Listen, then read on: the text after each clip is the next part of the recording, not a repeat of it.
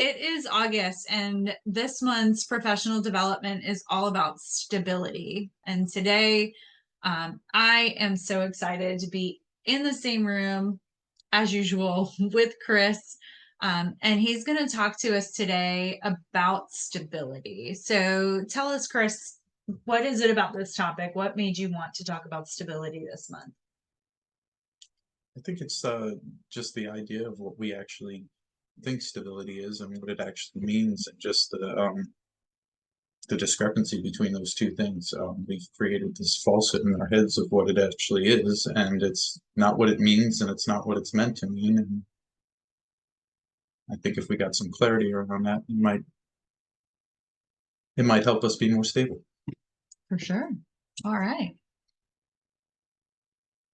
So talk to us about how it is, like, what would stability look like for most people? Well, in the workplace, a lot of people think stability is, getting a job that guarantees certain things, whether Mhm. you want something that's going to be a job for 30 years, or if it's going to be whatever it is that you're placing there. If it's the financial, if it's the healthcare, if it's the paid time off, whatever it is you're placing there, we believe that that's the stability that we get, and it really isn't. That should just be the expectation you have when you apply for the job. And if it doesn't provide those things for you, don't take that job. Yeah. So, I mean, I guess real quick, if we can cover what stability actually means, it's the quality of being stable, or the ability to withstand force or stress without being distorted, dislodged, or damaged. Mm-hmm.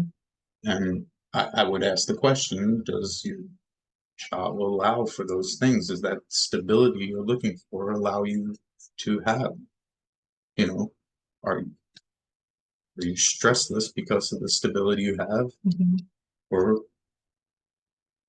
is it damaging your relationships because you're so stable that you're too busy to actually focus on the things that are important? Yeah, one of the things I always find interesting is, like, especially in our societies, we have these like preconceived notions of what stability is and the kind of job you have to have, or the kind of hours you need to work, or the kind of money you need to make, and all the there. It's all important, right? Like, so who we are, what we do, how we do it, it's all important. But I do think that we often miss the boat a little bit, like we're trying to shove a formula into something that's it's not quite like that. Well, yeah, I mean, we all have our standards that we want to live by, and we I don't know how to say it correctly, but we've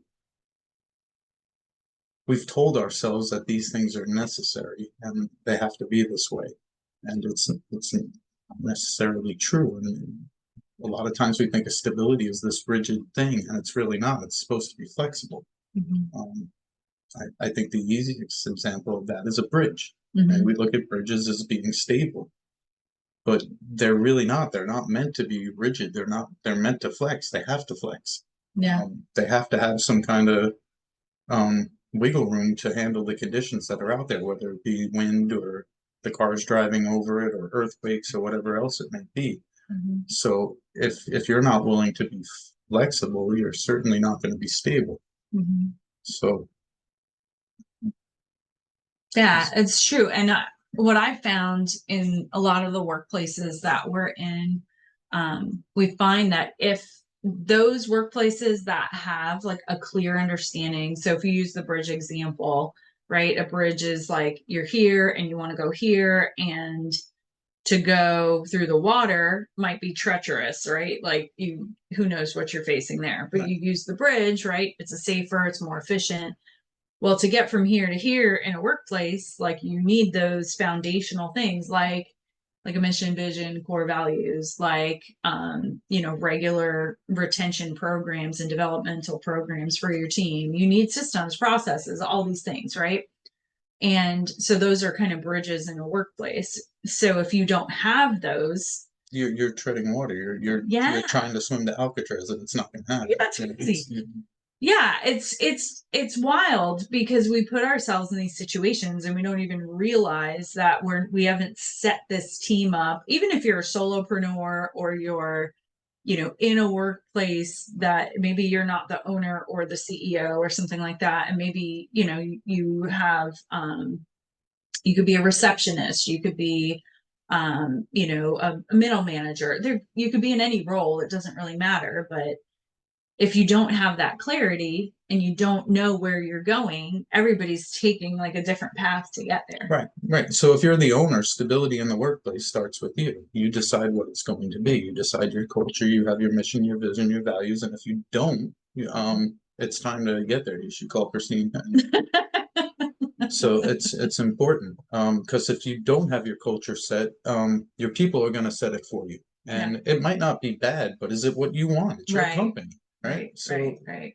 And that's important, and it's important as you as the employee too. If you know a culture you want to be in when you interview, if it doesn't match your culture, don't take the job. Yeah.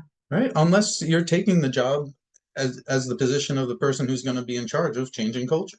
Yeah, for sure. So other than that, I mean, you know those things because otherwise you're going to end up distorted, dislodged, and damaged. Yeah. And that's exactly what stability is not.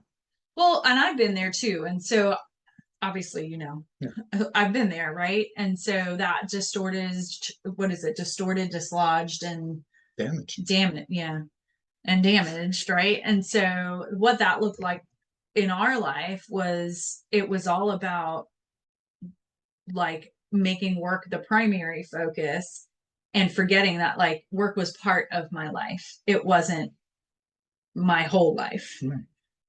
Right. And so when it is all consuming, so it might not necessarily be the workplace that's unstable. The workplace might have all these things. It might be your perception of your own worth or your own value. So it's not necessarily just a workplace issue, stability. It's also a personal issue as well. Well, like I said in the beginning of our conversation, like a lot of times we think the money or the healthcare or the paid time off is the things that gives us the stability. And if you applied for a job and you were recruited and you gave your resume and they interviewed you, they probably interviewed a lot of other people and they chose you, which means that you were the most qualified for that job. There's your stability. Be confident that you know what you're what you're doing. Right? The other things, the money, the paid time off, all that other stuff, that should be negotiated up front. Those are your expectations for the jobs. Right? And if they don't meet that, then that's not a stable job for you. Yeah. So, and I think it's that empowerment and knowing that you do have that because you applied for a job and they chose you.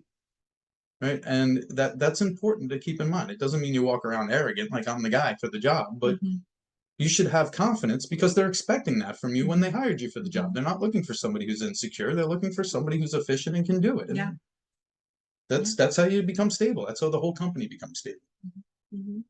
Yeah, that's really good. Yeah, and I think too, going back to the analogy that you were talking about with the bridge, we were talking about the Golden Gate Bridge and just like, it's one of the most massive bridges and it's a very long bridge and it goes up and down. Like, what was it? Like 27 feet up and down. It goes, I think it's 16 feet. It's able to flex up and down. It's side to side. 27, almost 28 feet. Yeah.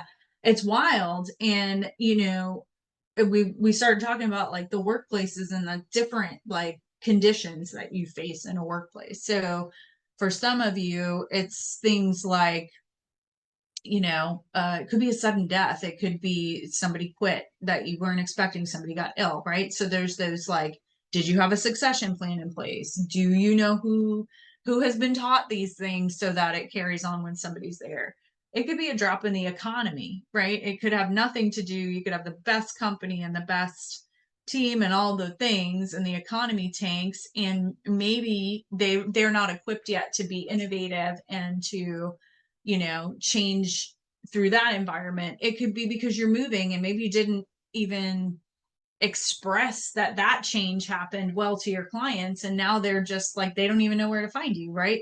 So it could be anything. And so it's really just that stability. It boils down to that ability to endure no matter what the condition is. And so that requires an enormous level of agility, which has to be trained. It has to be taught. For some of us, it's a little bit more, like it's more intuitive to us to just kind of flex with what's going on. And Other people need to be nurtured. There's no they doubt need about to it. be taught or guided through it and reassured Yes. through it. And so keeping in mind that everyone is different, you have to understand how the responses work with the people in your workplace so that you can foster that stability in your workplace. So yeah, Agreed. really good stuff. Good Agreed. stuff. All right, man. Thanks, Chris. Yeah. It was great talking with Thanks you. for having.